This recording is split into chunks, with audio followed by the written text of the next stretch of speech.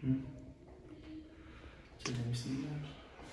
हमने पहली क्लास ली ना फिजियोलॉजी की, तो इसमें हमने कुछ सेल के बारे में पढ़ना है, सेल मेम्ब्रेन के बारे में, सेल ऑर्गेनेलिज के बारे में पढ़ना है और कुछ ट्रांसपोर्ट के बारे में पढ़ना है विद जंक्शंस के बारे में पढ़ेंगे। सबसे पहले फिजियोलॉजी है क्या?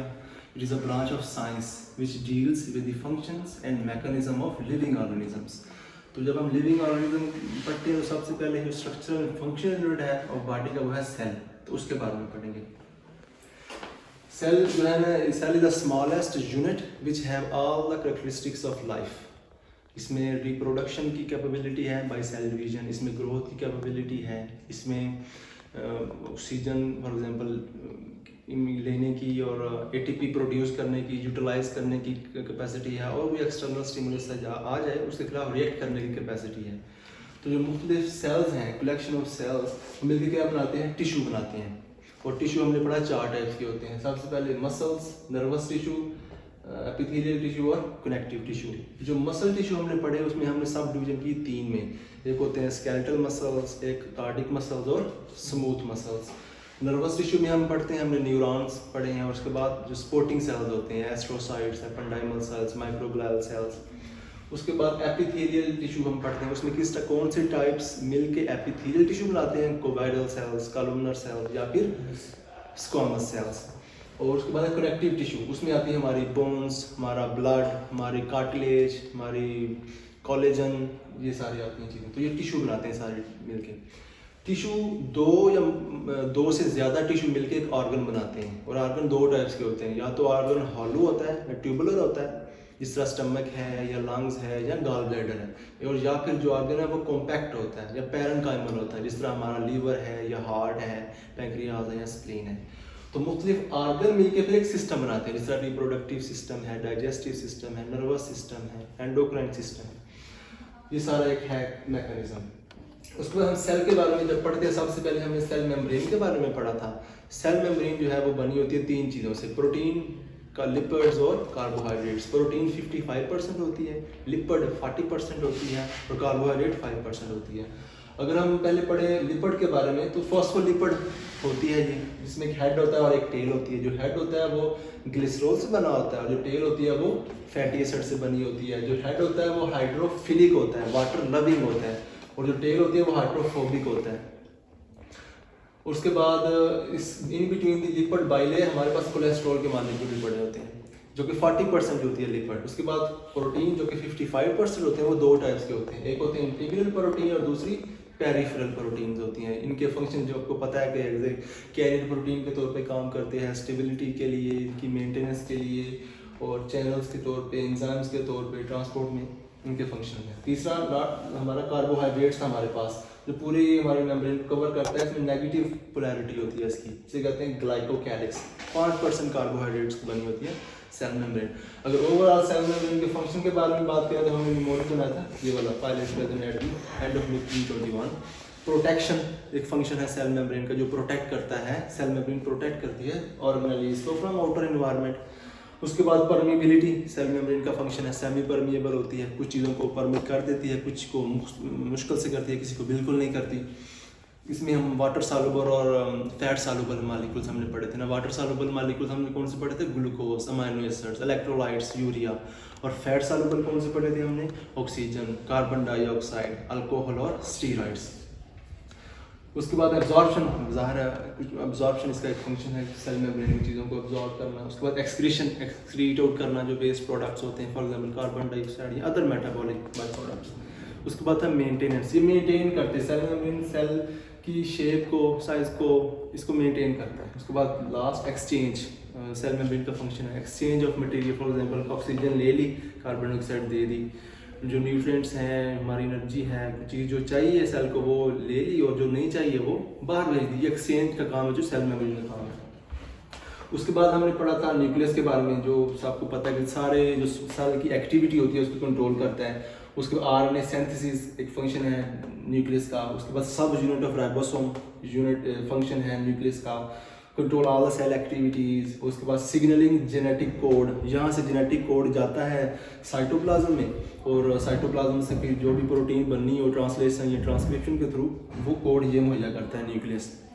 उसके बाद स्टोरेज ऑफ जेनेटिक मटेरियल, आपको पता है डीएनए में जो हमारा सारा जेनेटिक कोड होता है उसको स्टोर करता है न्यूक्लियस, और कंट्रोल करता है सेल डिवीजन को न्यूक्लियस। सेल डिवीजन के लिए जो स्पेस मुहैया करता है वो सेंट्रोसोम होता है ना, जहाँ पे क्रोमोसोम की डिवीजन होती है।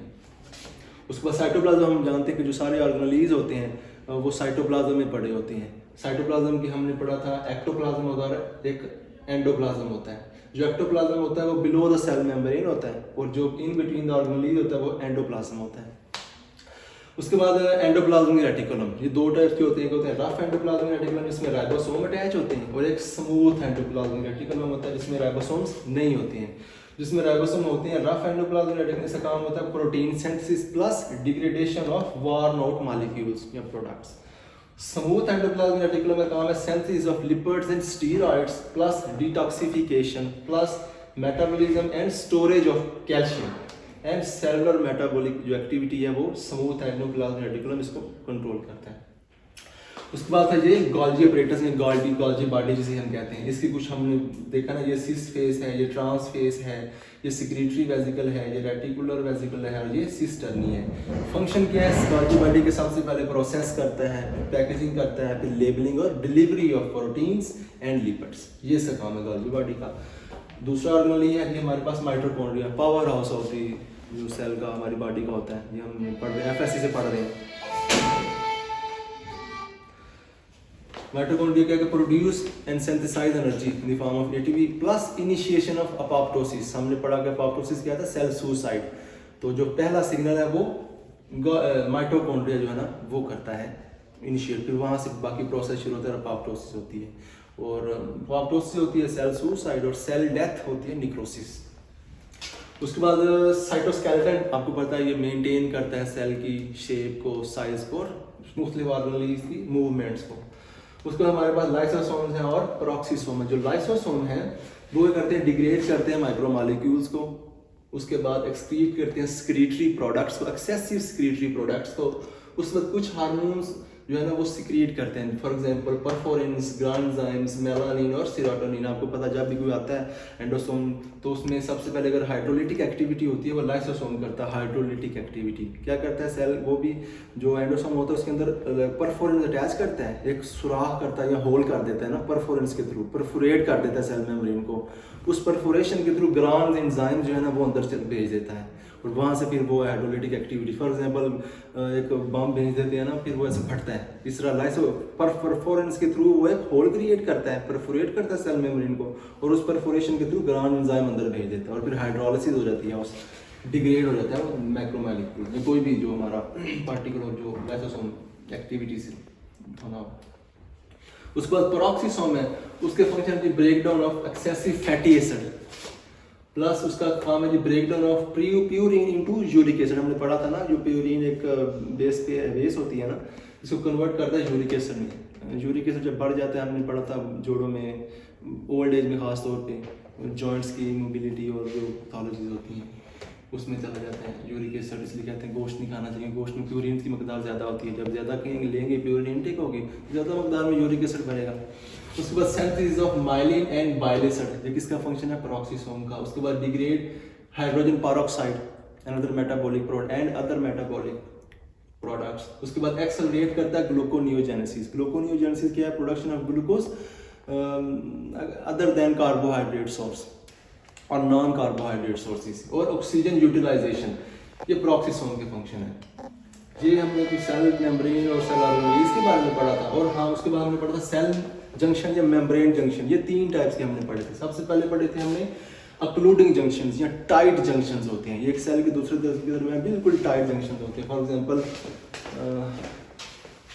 मतलब ये तो हमने समझा दिया ना, इधर कर लेते हैं। फॉर एग्जांपल ये एक सेल है और ये एक दूसरा सेल है, तो ये दूसरे सेल के दरमियान जो टाइटली जंक्शन होते हैं, इसमें कोई गैप नहीं होता, कोई कम्युनिकेशन, कोई ट्रांसफर ऑफ मैसेंजर्स या केमिकल मैसेंजर नहीं होता। टाइट जंक्शन होते हैं जो कहाँ पे होते हैं? गॉल ब्लैडर में, इंटेस्टाइनल म्यूकोजा के एपिकल साइड पे, और कोराइड प्लेक्सिस में होते हैं, और रीनल ट्यूब्यूल्स में होते हैं। इन टाइट जंक्शन को हम जोना अक्लूडेंस भी कहते हैं। दूसरे टाइप ऑफ जंक्शन है वो है कम्युनिकेटिंग जंक्शन। ये कम्युनिकेशन करते हैं। फॉर एग्जाम्पल ये सेल है और एक दूसरा सेल है, इन दोनों सेल के दरमियान जो कम्युनिकेशन होगी, जिसे कहते हैं गैप जंक्शन। इसका डायमीटर कितना होता है 1.5 से 3 नैनोमीटर, और ये मॉलिक्यूल लेस देन 1000 डायोप्टर उनको मुहैया करता है एक ट्रांसफ़र के तौर पे। ये ट्रांसफ़र कर सकते हैं वन सेल से दूसरे सेल की तरफ। और इसका फंक्शन क्या परमिट करता है मॉलिक्यूल्स को लेस देन 1000 डायोप्टर। और एक्शन पोटेंशियल, फॉर एग्जांपल ये सेल एक्टिवेट हो गया है तो यहाँ से एक्शन पोटेंशियल दूसरे सेल में चला जाएगा। और केमिकल मैसेंजर, कोई भी केमिकल मैसेंजर एक सेल से दूसरे सेल में चला जाता है थ्रू गैप जंक्शंस। ये कहाँ होते हैं, हार्ट में होते हैं और इंटेस्टाइनल मिकोजा के बेजल साइड पे होते हैं। और गैप जंक्शंस को जो अल्टर करते हैं, चेंज करता है या इंड्यूस करता है वो है पीएच। सेल की पीएच इसको कर सकती है कम या ज़्यादा, कैल्शियम, हार्मोन्स और इलेक्ट्रिकल पोटेंशियल। और जो दूसरी टाइप है कम्युनिकेटिंग जंक्शंस की वो है केमिकल साइनॉप्सिस। हमने पढ़ा था कि उसमें एक न्यूरॉन की दूसरे न्यूरॉन के दरमियान होती है, एक न्यूरॉन की इफेक्टर ऑर्गन के दरमियान होती है। उसके बाद लास्ट है हमारा एंकरिंग जंक्शंस। ये एक सेल के दूसरे के दरमियान, फॉर एग्जाम्पल ये सेल है और एक दूसरा सेल है, एक दूसरे को एंकरिंग कर देता है, जोड़ देता है आपस में। तो ये जो एंकरिंग है दो टाइप के फिलामेंट्स करते हैं, एक एक्टिन फिलामेंट करता है और दूसरा इंटरमीडिएट फिलामेंट करता है। जो एक्टिन फिलामेंट करता है वो है एडहेरेंस जंक्शन और फोकल एडहेरेंस।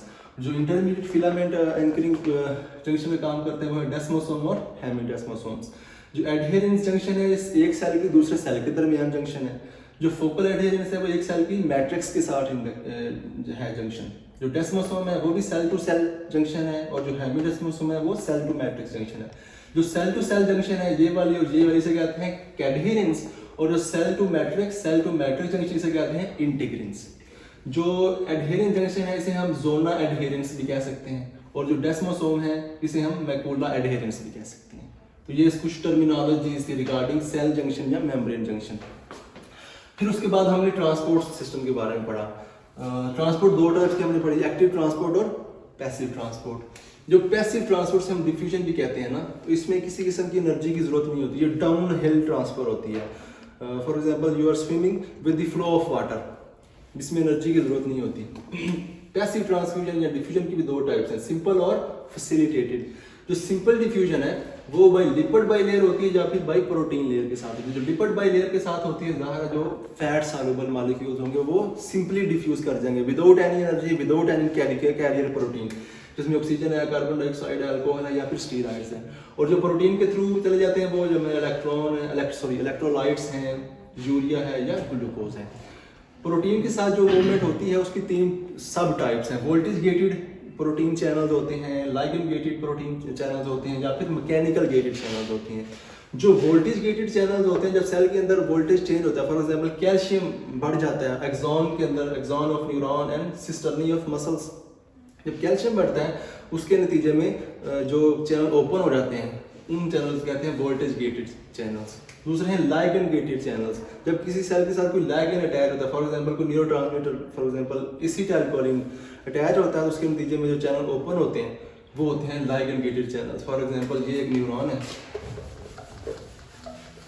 वैसे बना सकते हैं ना, ये फॉर एग्जांपल ये एक सिंपल न्यूरॉन है, इसके एक्सॉन से एसिटाइलकोलिन रिलीज हो गया। एसिटाइलकोलिन जो है एक रिसेप्टर के साथ बाइंड हुआ, ये सेल है जहाँ बाइंड हो गया, तो इसके नीचे में कन्फॉर्मेशनल चेंजेस होगी सेल के अंदर और सोडियम चैनल ओपन हो जाएंगे और सोडियम इन्फ्लक्स हो जाएगी, सोडियम इन्फ्लक्स। ये कौन से चैनल्स हैं जी? ये लाइगेंड गेटेड चैनल्स हैं।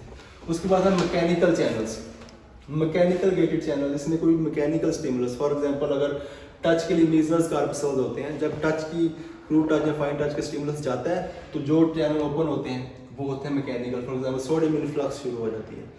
हेयर सेल्स होते हैं हमारे इनर ईयर में, ऑर्गन ऑफ कॉटी में, जब वाइब्रेशन साउंड वाइब्रेशन जाती है हमारे external ear, middle ear, internal ear से हेयर वाइब्रेट करते हैं तो वो मैकेनिकल स्टिमुलस एक चैनल ओपन कर देता है जिसकी वजह से पोटाशियम के चैनल्स ओपन हो जाते हैं।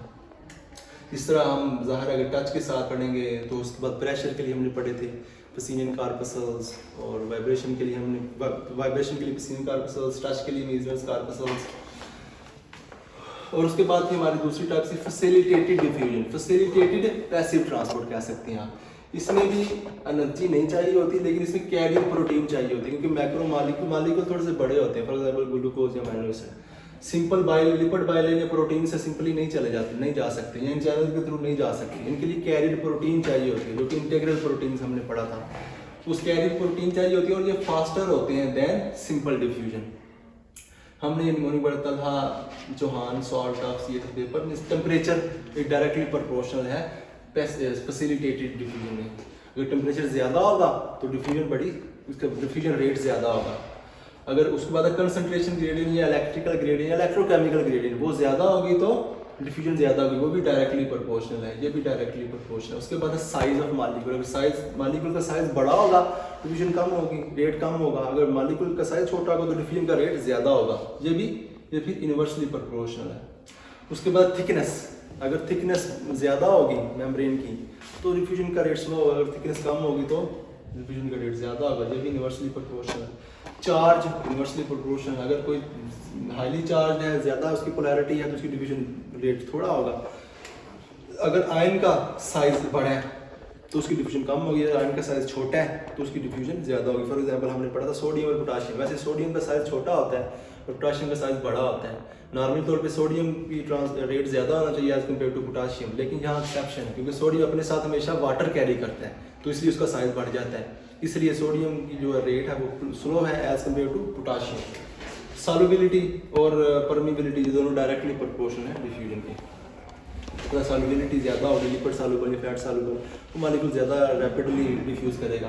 परमिबिलिटी, अगर मेम्ब्रेन जो है सेमी परमिएबल या हाईली परमिएबल है, परमिबिलिटी ज़्यादा होगी तो डिफ्यूजन ज़्यादा होगी। इन दोनों की मतलब पैसिव ट्रांसपोर्ट, सिंपल डिफ्यूजन और फैसिलिटेटेड डिफ्यूजन के 3 एग्जांपल हमने पढ़ी, फिल्ट्रेशन, बल्क फ्लो और ऑस्मोसिस। फिल्ट्रेशन में क्या होता है, किडनीज में होती है हाइड्रोस्टेटिक प्रेशर डेवलप हो जाता है, उसकी वजह से ये जो फिनोमिना है फिल्ट्रेशन का ये पैसिव ट्रांसपोर्ट का है, इसमें एनर्जी किसी किस्म की जरूरत नहीं होती। दूसरा बल्क फ्लो, इसमें पार्शियल प्रेशर होता है ना, हम देखते हैं कि हवा में पार्शियल प्रेशर ऑफ ऑक्सीजन ज़्यादा होता है और एल्वेओलाई में partial pressure of carbon dioxide की वजह से एक्सचेंज मटेरियल एक्सचेंजिंग होती है ऑक्सीजन की विद कार्बन डाइऑक्साइड, रेस्पिरेशन में बल्क फ्लो। उसके बाद ऑस्मोसिस, हमने इसमें थोड़ा सा एक्सेप्शन है कि ये लो कंसंट्रेशन से हाई कंसंट्रेशन के जाते हैं, लेकिन सॉल्वेंट जाता है, फ्लूइड जाता है, वाटर जाता है, सॉल्यूट नहीं जाते हैं। फॉर एग्जांपल ये 2 हमने कंटेनर बनाए थे ना, इसमें दोनों इक्वल मकदार में पानी है और इसमें सॉल्यूट ज़्यादा है, क्या हो जाएगा ऑस्मोसिस में, ये जो सॉल्यूट है यहाँ पे लो कंसंट्रेटेड सॉल्वेंट है, सॉरी यहाँ पे वो इधर चला जाएगा सॉल्वेंट नॉट सॉल्यूट, तो इसकी मकदार बढ़ जाएगी ऑस्मोलैरिटी मेंटेन करने के लिए। जिस तरह ऑनकोटिक प्रेशर होता है ना हमारे ब्लड में, प्रोटीन्स का प्रेशर होता है 25 मिलीमीटर ऑफ मर्करी। इसकी 2 टाइप्स हमने पढ़ी, एंडोस्मोसिस और एक्सोस्मोसिस। अगर सेल के अंदर फ्लूइड है तो एंडोस्मोसिस, अगर सेल से बाहर फ्लूइड लीक आउट कर जाए तो एक्सोस्मोसिस। उसके बाद हमने क्या पढ़ा था, एक्टिव ट्रांसपोर्ट। एक्टिव ट्रांसपोर्ट ज़ाहिर है एक्टिव है तो इसलिए एनर्जी भी हमें चाहिए एक्टिव ज़्यादा, तो ATP हमें चाहिए होती है। और ये अप हिल मूवमेंट है या swimming against the flow of water है, इसमें एनर्जी की ज़रूरत है प्लस कैरियर प्रोटीन की भी ज़रूरत है। अब फैसिलिटेटेड डिफ्यूजन में भी कैरियर प्रोटीन की ज़रूरत है और एक्टिव ट्रांसपोर्ट में भी कैरियर प्रोटीन की ज़रूरत है, लेकिन डिफरेंस 2 है, मैंने बताया था डिफरेंशियल डायग्नोसिस कह सकते हैं 2। पहला ये है ठीक है इसके लिए भी कैरियर प्रोटीन की ज़रूरत है, इसके लिए भी कैरियर प्रोटीन की ज़रूरत है, लेकिन यहाँ पे एनर्जी नहीं चाहिए, लेकिन यहाँ पे एनर्जी हमें चाहिए। दूसरा डिफरेंस ये है कि यहाँ पे जो मूवमेंट है वो हाई कंसंट्रेशन से लो कंसंट्रेशन की तरफ होती है, लेकिन यहाँ पे लो कंसंट्रेशन से हाई कंसंट्रेशन की तरफ मूवमेंट हो रही है। उसके बाद हमने पढ़ा था कैरियर प्रोटीन 2 टाइप्स के हैं, एक है यूनिपोर्ट और दूसरा एंटीपोर्ट। जो यूनिपोर्ट है ये कह सकते हैं transfer of one substance at a time होता है, चाहे वो इनसाइड द सेल हो या आउटसाइड द सेल हो। उसके बाद जो एंटीपोर्ट है सिम्पोर्ट है, ये transfer of 2 substances at a time है। अगर 2 substance at a time inside आए या इनसाइड द सेल आए या एक्स्ट्रा सेलुलर चले जाए वो है सिम्पोर्ट। अगर 2 सब्सटेंस एट अ टाइम, एक अंदर जाए और एक बाहर जाए तो वो है एंटीपोर्ट। उसके बाद मैकेनिज्म कैसे है आपको पता है कि वो सब्सटेंस अटैच होता है रिसेप्टर के साथ और रिसेप्टर और सब्सटेंस कॉम्प्लेक्स अंदर चला जाता है और जैसे भी। उसके बाद सब्सटेंस ट्रांसपोर्ट जो होते हैं वो आयनिक होते हैं और नॉन आयनिक होते हैं। आयनिक कौन से सब्सटेंस है, सोडियम, कैल्शियम, पोटाशियम, मैग्नीशियम, और जो नॉन आयनिक है उसमें ग्लूकोज, अमीनो एसिड, यूरिया वगैरह। उसके बाद 2 टाइप्स की एक्टिव ट्रांसपोर्ट है, एक है प्राइमरी एक्टिव ट्रांसपोर्ट और सेकेंडरी एक्टिव ट्रांसपोर्ट। जो प्राइमरी एक्टिव ट्रांसपोर्ट सबसे पहले एग्जांपल है सोडियम पोटेशियम एटीपेज पंप। ये तमाम जो cells, all cells of the body, cell membrane में हर वक्त काम कर रहे होते हैं सोडियम पोटेशियम एटीपेज पंप। इसमें क्या होता है थोड़ा सा बता देता हूँ इधर। फॉर एग्जांपल ये एक सेल है, और ये कैरियर प्रोटीन है। इंट्रासेलुलरली इसके अंदर 3 प्लेसेस होती हैं, रिसेप्टर प्लेसेस, और एक्स्ट्रा सेलुलरली 2 होती हैं। और ये जो प्लेसेस हैं ये सोडियम के लिए हैं, इधर अटैच करेगी सोडियम, इधर अटैच होगी और इधर होगी, बस। पोटाशियम इधर अटैच होगी और इधर अटैच। जब सोडियम अटैच होगा तो एटीपेज एंजाइम होता है, एटीपेज, वो एक्टिव हो जाता है। वो क्या करता है, जो एटीपी होगा उसको ब्रेक डाउन करेगा इनटू एडीपी, उसके बीच में क्या रिलीज होगा, फास्फेट। वो जो high energy bond, high energy है ना, ये फास्फेट, ये फिर कैरियर प्रोटीन को स्टिमुलेट कर देता है, और ये प्रोटीन अगर ऐसे है तो ऐसे फ्लिप करती है, तो 2 सोडियम अंदर आ जाते हैं।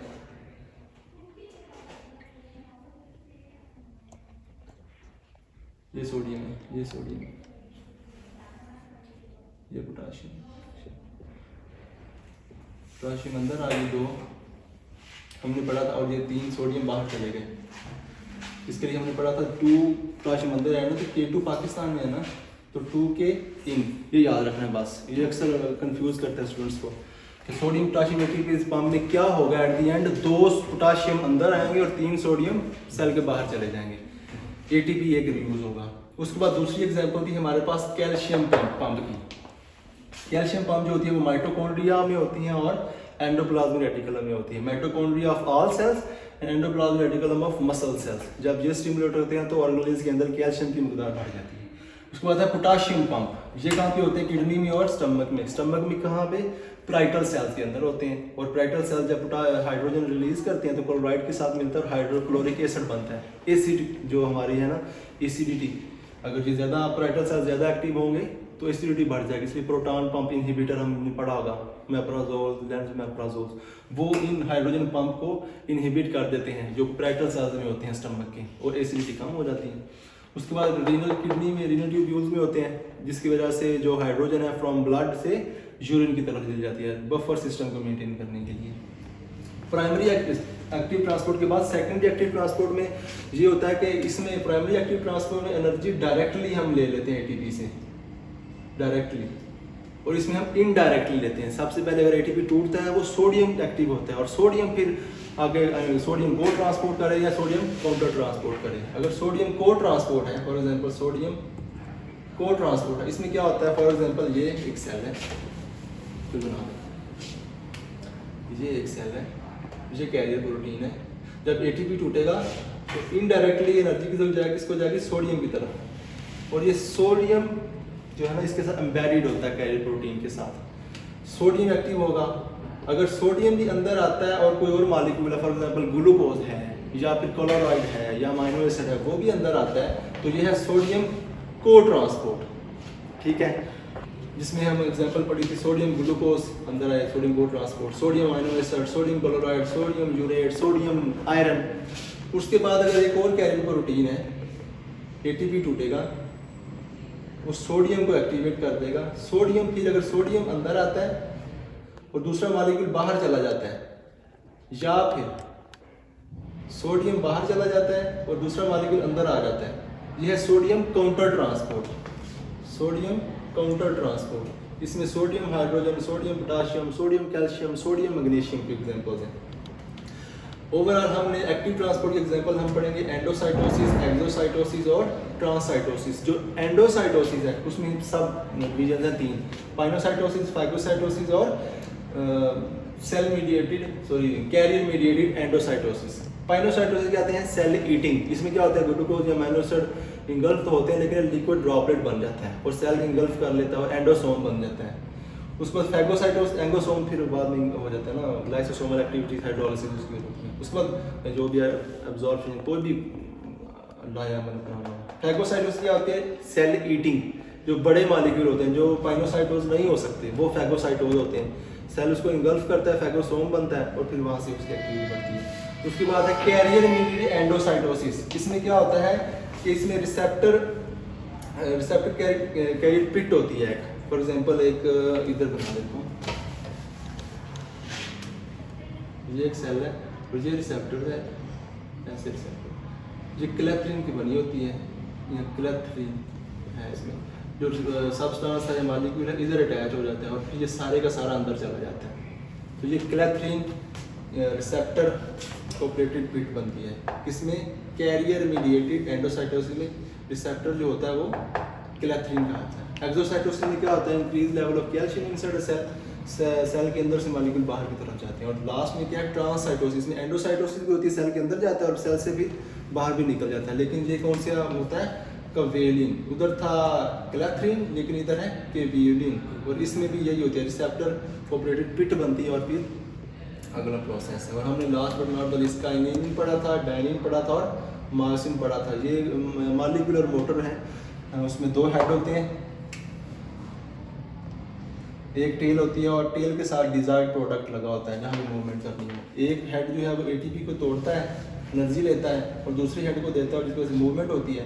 अगर movement towards the positive end of microtubule हो उसे कहते हैं एंड्रोग्रेड मूवमेंट। किसमें होती है? काइनेसिन में। डायनिन में भी सेम यही चीज़ें हैं लेकिन मूवमेंट होती है towards the negative end of microtubule, जिसे कहते हैं रेट्रोग्रेड मूवमेंट। और मायोसिन हमने पढ़ा था 18 टाइप्स के मायोसिन होते हैं। टाइप 2 जो है वो मस्कुलर कॉन्ट्रैक्शन कराता है और जो टाइप 5 है वो वेसिकल्स की मूवमेंट इसके थ्रू होती है। तो ये हमने कोई ट्रांसपोर्ट पढ़ी, उसके बाद सेल जंक्शन पढ़े, उसके बाद सेल की ऑर्गेनेलिस के बारे में पढ़ा, सेल मेम्ब्रेन के बारे में पढ़ा और कुछ बेसिक कॉन्सेप्ट्स थे फिजियोलॉजी के। कि अगर आपको क्वेश्चन है तो पूछ लें। सारा हो गया।